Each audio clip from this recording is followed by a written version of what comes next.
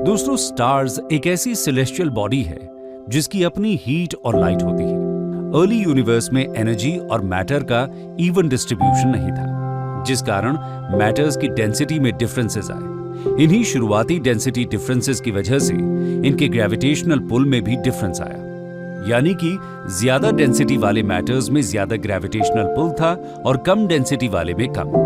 इस uneven gravitational pull के कारण ज्यादा डेंसिटी वाले मैटर्स ने कम डेंसिटी वाले मैटर्स को अपनी ओर खींचना शुरू कर दिया और यही गैलेक्सीज के निर्माण का आधार बने। अंतरिक्ष में गैस और डस्ट पार्टिकल्स का एक काफी बड़ा क्लाउड मौजूद होता है। ये क्लाउड्स मिल्की वे गैलेक्सी और इसके जैसी अन्य गैलेक्सीज में बहुत कॉमन है, जिन्हें नेबुले कहते हैं। इसे नेबुलर हाइपोथेसिस के रूप में जाना जाता है। इस हाइपोथेसिस का पहला वर्जन 1755 में जर्मन फिलोसोफर इमैनुअल कांट द्वारा दिया गया था। इसके बाद 1796 में पियर लैप्लेस द्वारा इसका मॉडिफाइड वर्जन प्रस्तुत किया गया। Formation and evolution of solar system के अध्ययन में ये नेबुलर हाइपोथेसिस सबसे व्यापक रूप से स्वीकृत मॉडल है। इन डस्ट और गैस क्लाउड्स का एक फेमिलियर एग्जांपल ओरायन नेबुले है।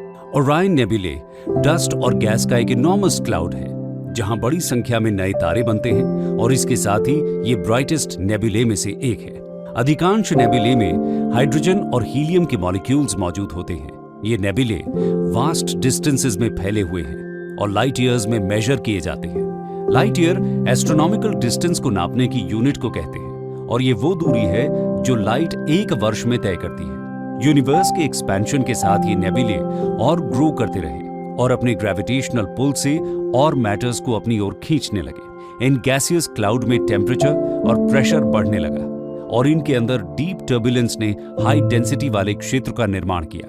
ग्रेविटी, डेंसिटी और प्रेशर के कारण सेंटर में मौजूद मटेरियल गर्म हो जाता है और तारों का निर्माण तब शुरू होता है जब ग्रेविटी हीट पर हावी होने लगती है, जिससे ये क्लाउड्स अपना संतुलन खो देते हैं और कोलैप्स करने लगते हैं। कोलैप्स के दौरान गैसियस क्लाउड हजारों सैकड़ों टुकड़ों में टूटने लगता है। इस फेज के वक्त क्लाउड बहुत फैला हुआ होता है, इसीलिए यहाँ पर सेंटर के अलावा दूसरे क्षेत्र में हीट ट्रैप नहीं हो पाती और टेम्परेचर काफी कम रहता है। फ्रैगमेंटेशन के कारण ये गैसियस क्लाउड्स कॉन्ट्रैक्ट हो जाते हैं, जिन्हें प्रोटोस्टार कहा जाता है। प्रोटोस्टार गैस के उस कॉन्ट्रैक्टिंग मास को कहते हैं जो स्टार फॉर्मेशन के अर्ली स्टेज को रिप्रेजेंट करता है। हालांकि ये सभी मटेरियल फ्रैगमेंटेशन के बाद प्रोटोस्टार के हिस्से के रूप में समाप्त नहीं होते। इनमें से कुछ मटेरियल प्लैनेट, एस्टेरॉइड्स और कॉमेट्स का रूप ले लेते हैं और कुछ अपने इनिशियल रूप में ही रह जाते हैं। इस पूरी प्रक्रिया में लाखों वर्ष लगते हैं, लेकिन अंतरिक्ष में ये सभी परिवर्तन होने के लिए ये लाखों वर्ष रिलेटिवली काफी कम समय है। कोलैप्स होने वाले ये क्लाउड्स कॉन्ट्रैक्ट होते ही फिर से हीट अप होने लगते हैं और इन प्रोटोस्टार्स के आसपास एक डेंस और हॉट कोर का निर्माण होता है।